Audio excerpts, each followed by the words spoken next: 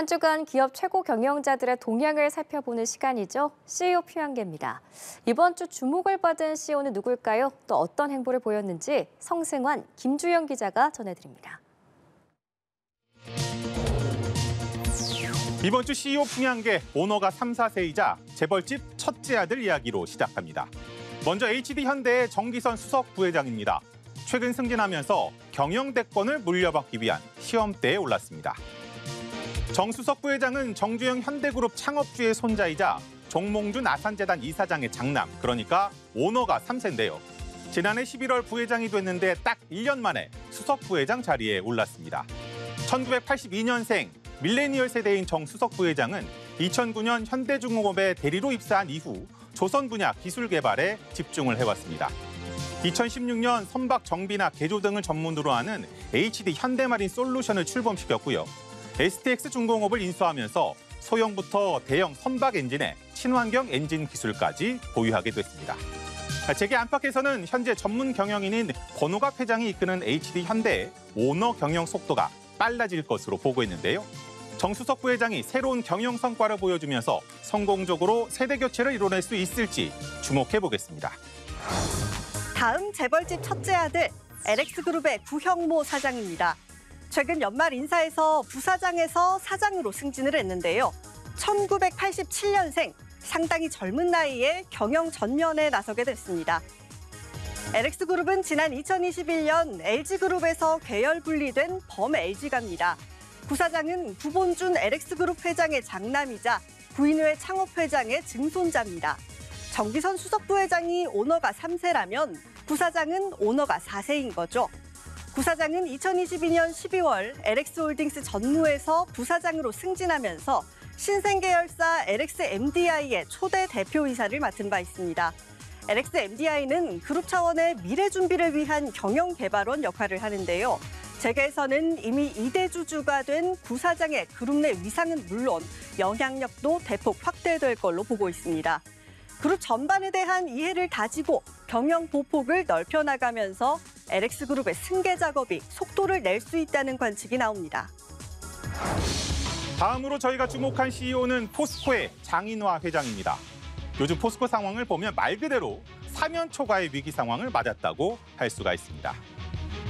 사실 포스코의 실적 악화가 어제 오늘의 일은 아닙니다. 중국산 저가 철강의 물량 공세, 엔저로 인한 일본산 철강의 가격 경쟁력 강화 등 악재가 많은 게 사실이죠. 가뜩이나 글로벌 철강 수요가 줄었는데 우리 기업들의 입지가 좁아지는 상황이니까요. 이런 상황을 타개하겠다면서 지난 3월 회장 자리에 올랐는데 당시 장 회장의 취임 일성은 철강 사업의 초격차 경쟁 우위를 회복하겠다, 이거였습니다. 하지만 2분기 영업이익이 1년 전에 반토막이 나는 등 경영 악화는 바닥을 모른 채 계속되고 있습니다.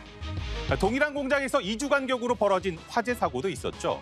최근 임원과 직책자들에게 메일을 보내서 근무 기강을 강조를 했습니다만 안전 불감증에 대한 우려는 좀처럼 가시지 않는 모습입니다. 공장 재가동을 서두르느라 무리하게 조치한 것 아니냐는 거죠. 여기에 창사 이후 첫 파업 움직임까지 취임 첫 해부터 악화일로를 걷게 된 장 회장이 사실상 첫 경영 시험대에 올랐다고 할 수밖에 없을 텐데요. 과연 리더십을 발휘해서 약속한 대로 초격차 경쟁 우위를 회복할 수 있을지 지켜보겠습니다. 이번 주 CEO 풍향계의 마지막을 장식한 곳, 참 말도 많고 탈도 많은 곳이죠. 바로 우리금융지주의 임종용 회장입니다. 한숨 돌린 걸까요? 아니면 폭풍전야일까요? 함께 살펴보시죠. 수백억 원대의 친인척 부당대출 사건에 대한 검찰 수사가 장본인인 손태승 전임 회장을 넘어 조병규 우리은행장까지 번지면서 타격이 커지고 있는데요. 조 행장이 연임 포기를 선언한 가운데 손 회장에 대한 구속영장이 기각됐습니다. 사실 검찰의 우리은행 본점 압수수색 대상에 임 회장과 조 행장 사무실이 포함됐고 조 행장은 피의자가 되면서 검찰 수사가 현 경영진을 향한다는 관측이 많았죠. 그래서 다음 수순은 임 회장일 걸로 예상됐던 만큼 일단 한숨은 돌린 모양새입니다. 다만 금융감독원이 정기 검사 기간을 연장한 점, 또 25억 원 편법 대출 등 반복되는 금융사고까지 겹치면서 임 회장을 향한 퇴진 압박의 불씨는 아직 남아있다는 관측도 여전해 향후 어떻게 진행될지 지켜봐야 될 것으로 보입니다. 경영 전면에 나선 오너가 3, 4세들.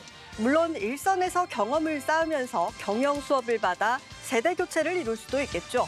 하지만 국민들이 기억하는 건 빙그레 3세 김동환 사장의 폭행, 한진가 조현아 사장의 땅콩 회항 등 굵직굵직한 일탈인 것이 사실입니다. 여기에 비 대선에서 트럼프만큼 주목받은 일론 머스크가 주는 메시지도 새겨봐야 할 겁니다. 자수성가의 아이콘이자 혁신과 도전의 상징인 이런 CEO가 우리는 왜 더 이상 나오지 않는지 말입니다.